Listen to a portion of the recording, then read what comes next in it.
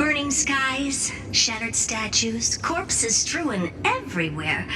What a mess. If this is what the inside of Amphorius looks like, it's truly shocking. To be honest, I was initially skeptical, but right now, I'm starting to see your point. Screwy. If that's the case, Herta, do you now have enough reason to believe my conjecture about the true nature of Amphorius? Let's not expand on that topic just yet. That Intellitron, Lygus, was it? He's not completely dead. That was probably a fake body. Something behind it is still defying us. I must admit, even if both of us worked together, it wouldn't be a simple task piercing through its defenses. For now, we can only observe this world as bystanders. I knew we should have brought Stephen along. No wonder the Garden of Recollection wants to work with the Astral Express. Without the power of the Trailblaze, it'd be impossible to unearth this place's secrets. But in the end, the garden emerged unscathed, and it was the Nameless who got burnt. Curiosity definitely killed Aki. That big guy over there. The black ball spewing meteors. You think it's got anything to do with the Lord Ravager? Alas, without sufficient computational power in the stream projection, I am unable to analyze the path energy. Suggestion: the immediate priority now is to find the whereabouts of the two Nameless. Research priority on the destruction can be lowered. Every second counts before that Intellitron's preventative measures kick in. All right. Stop making a fuss. How many times have we collaborated, and when did it ever not end in a perfect outcome? Why not add another mission objective while we're at it?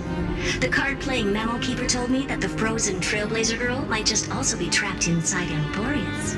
If time allows, I will also investigate March 7th's whereabouts. Herta, do you hear that? A wave of desperate cries from the heart of the mountain city. The lives there are undergoing intense suffering. Conclusion: the butterfly has already flapped its wings, and an impending storm closes in. The Nameless are important allies, and you and I have matters to attend to, Herta. I beseech you, in moments when a choice needs to be made, one must not be distracted due to personal interests. Of course I know that. Fate really is a game of dice, Screwy. Who'd have thought that thing once sowed chaos across the cosmos, causing the Intelligentsia Guild to splinter and disintegrate? It wasn't until I cracked the solitary waves theory that its lingering effects were put to an end. Yet, in a forgotten corner of the cosmos, one slipped through the net and remained operational. And it was this machine that eventually became the cradle for the birth of a certain Lord Ravager. The source of Amphorius' tragedy is an Emperor's scepter that survived to this day.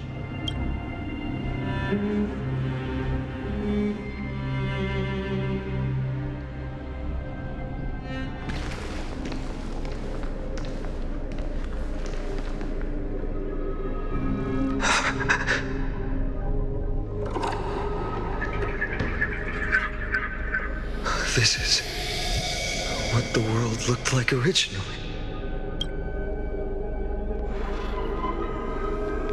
And what are you doing here? Answer my question, Lygus. Another hero has arrived at the vortex. I can no longer remember how many times this has happened. The author of each epic, as the prophecy has foretold, stays their pen at this point. Just like each cycle of the extrapolation, in accordance to their primordial design, ends here. No need to panic, Lord Farnham. I stepped into this space purely for one purpose. To witness the prophecy's miracle of Genesis. You've never expressed interest in the Flame Chase journey. When my companions and I ran, bled, and sacrificed for the core flames, you never so much as lifted a finger. An indifferent observer. An Antikytheran who's neutral till the end. Why would you suddenly express concern for the Chrysos heir's mission? When that lone swordmaster left everything behind, plunging into a sea of madness, I was on the shore, listening. When that mighty lord shed his armor, filling the crevices of the earth with his iron bones, I was on the mountaintop, gazing down. Across 1,000 years of the flame-chase journey, I have witnessed the ardor, resolve, division, and unity of the Chrysos heirs with mine own eyes.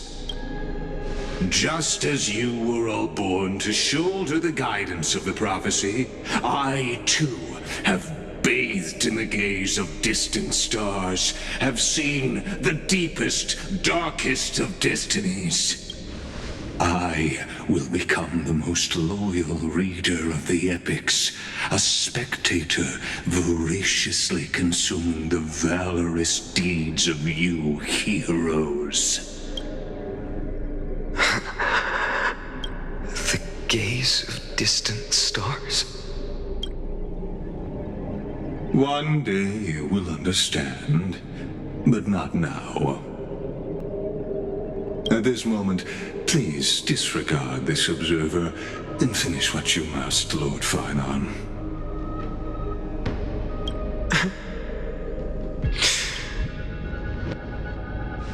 I once believed that as long as I chased the flames relentlessly, the fog before me would clear, and fate would reveal its truest form. But along the way, they, all who passed, never once received the justice promised by the prophecy. I have perceived. Outside the vortex, the world is collapsing, and the children of humanity are crying. But you, Lord Finon, will bury the old world with that core flame, bringing all things into a gray unknown. It doesn't matter. This cruel flame-chase journey has made me abandon my fantasies. The future is not a paradise with a gentle west wind, waiting for us to step in. If what lies ahead is a mass of chaos, I will tear it apart. Then usher in the first ray of blazing sunlight. All shall bid farewell to one, and that person alone will witness the miracle. Such is the will of fate.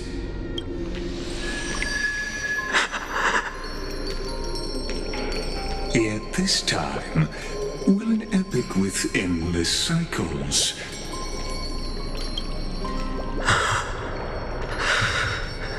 Is it you?